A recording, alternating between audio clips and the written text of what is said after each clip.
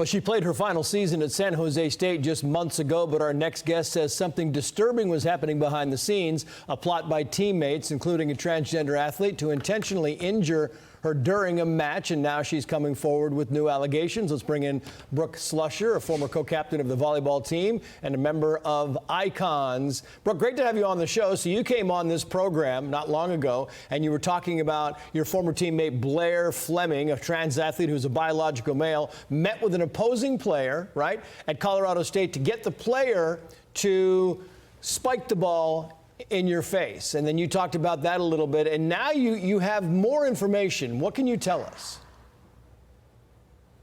It's a situation that I thought the worst of it was having to share a team in a locker room with a man, and then to find out that he's basically trying to harm me physically on the court because he's not happy with me disagreeing with his decision to play on a women's volleyball team, put me in harm's way more than I thought I had to worry about, not just in my safe spaces, but while I'm just trying to live my life day to day.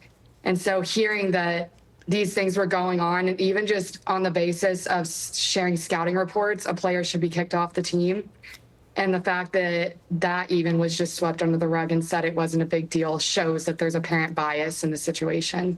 Okay, so Brooke, and welcome back to you. This is the athletic director, the San Jose State athletic director, Jeff Kania, standing up, walking away during questions when asked about your claims. Watch. The Trump administration has launched an investigation into your university over this matter.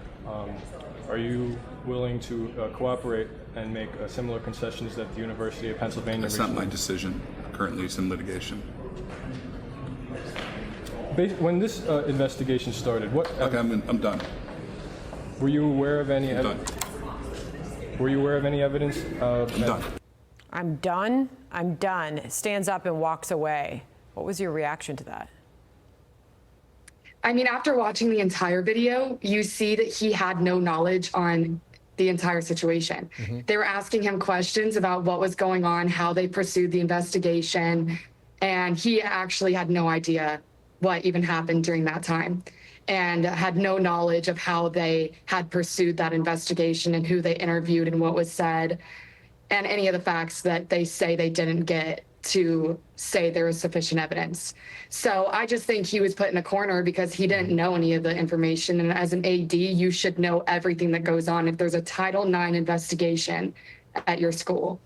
And that's my question, Brooke. I mean, if the athletic director doesn't know what's going on, maybe it's time for some outside eyeballs to take a look at this.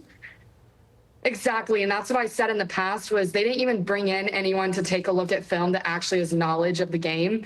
They hired a law firm that was already in a lawsuit against something that I am fighting for, and they're against me. And obviously coming in have apparent bias towards the other side and not what I'm trying to do.